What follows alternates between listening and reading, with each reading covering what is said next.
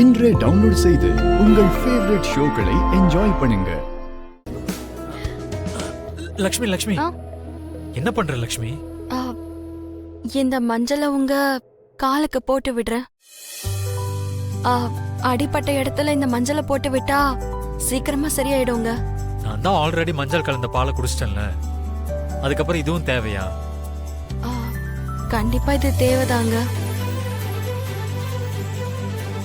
லக்ஷ்மி உனக்காக தான் சொல்றா, போட்டுக்கோப்பா.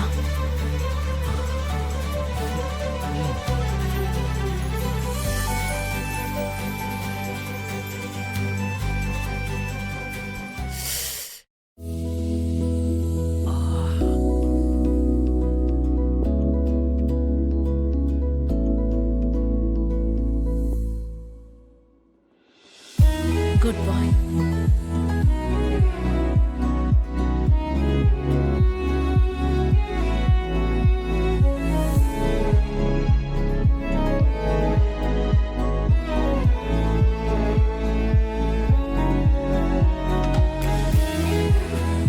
அரவிந்தா, அரவிந்தா,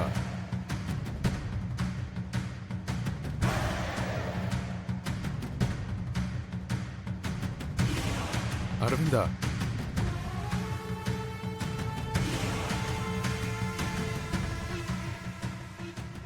என்னாச்சு அரவிந்தா?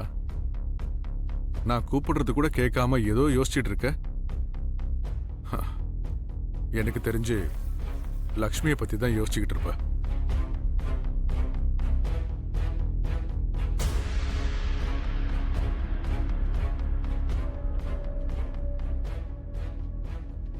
நம்ம வீட்டில் யாருக்கு எந்த பிரச்சனை வந்தாலும் உடனே சால்வ் பண்ணிடுவேன்.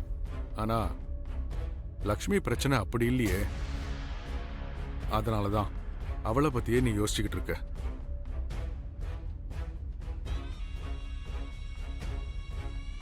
லக்ஷ்மிங்கிற பேச்சு எடுத்ததும் உன் பார்வையில் ஒரு குற்ற உணர்ச்சி தெரியுது அரவிந்தா.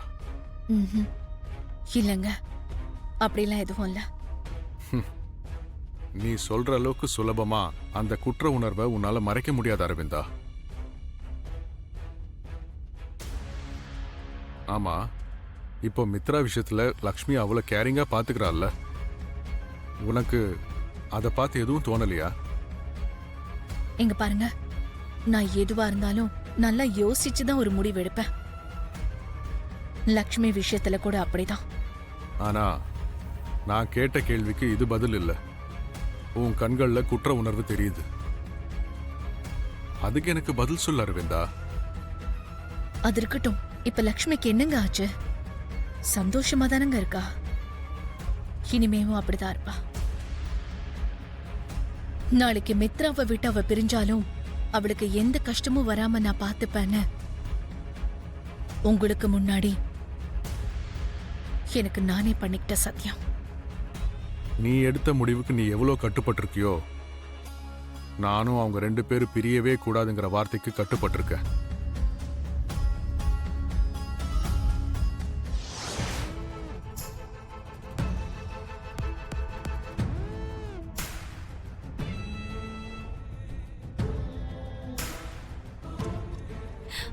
மித்ரா, நீ எப்பவும் எனக்கு மட்டும்தான்.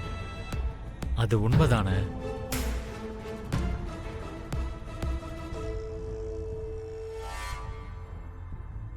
எனக்கு உன்னை உடனே பார்க்கணும் போல இருக்கு. எனக்கும் அப்படிதான் இருக்கு.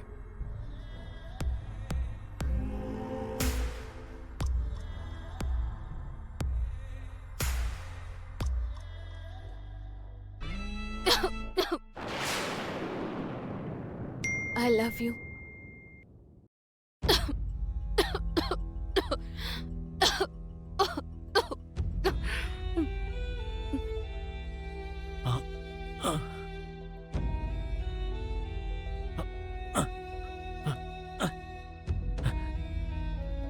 லக்ஷ்மி, லக்ஷ்மி,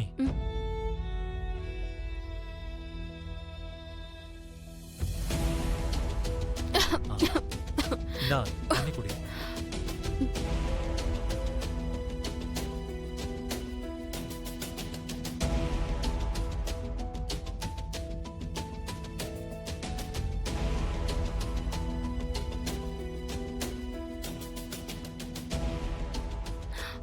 உங்களுக்கு கால்ல வலி குறைஞ்சிருக்கா?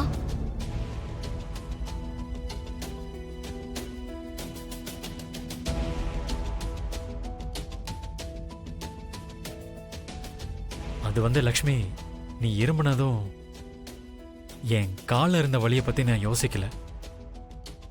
அப்படியே தண்ணி எடுத்துட்டு வந்துட்டேன்.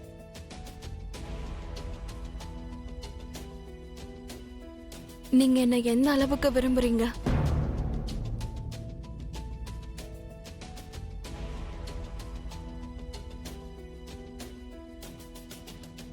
நீங்க என்ன எந்த அளவுக்கு நேசிக்கிறீங்கன்னு எனக்கு தெரியுங்க.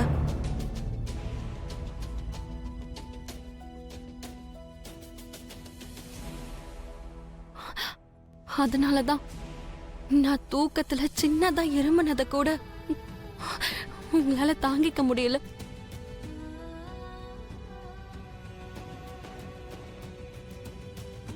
சரி, நீங்க போய் படுத்துக்கோங்க. நீ பண்றது தப்பு. அத்தை, யார் இதெல்லாம் உன்னை பண்ண சொன்னாங்க?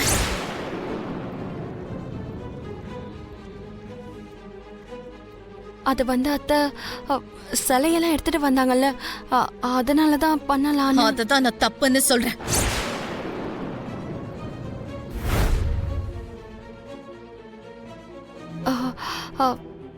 அத்தை, நீங்க என்ன சொல்றீங்கன்னு எனக்கு புரியல. இந்த நந்தன் ஃபேமிலிக்கு நீ மருமகளா இருக்கன்னா அந்த ஸ்டேட்டஸ்க்கு ஏத்த மாதிரி நடந்துக்கணுமே தவிர இந்த நந்தன் ஃபேமிலிக்கு எந்த களங்கத்தையும் விளைவிக்க கூடாது. நீ இப்படி டெக்கரேஷன் பண்றது சரியில்லை.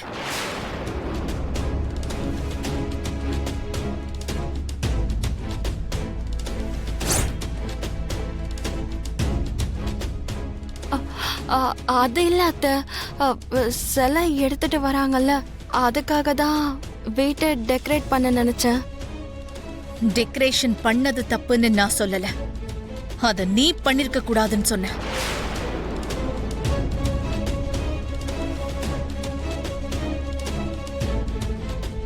வேலைக்காரங்க இருக்காங்கல்ல, அவங்க தான் அதெல்லாம் செய்யணும். என் தாத்தா எப்பவும் ஒரு விஷயம் சொல்லுவாரு.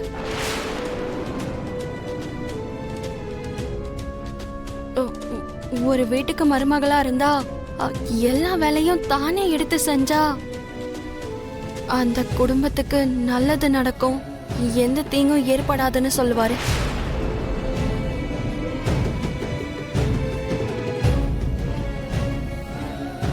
அதனாலதான் இந்த குடும்பத்துக்கு நல்லது நடக்கணும்னு அவங்க யாரையும் விடாம நானே செய்யணும்னு செஞ்சிட்டு இருந்தேன்.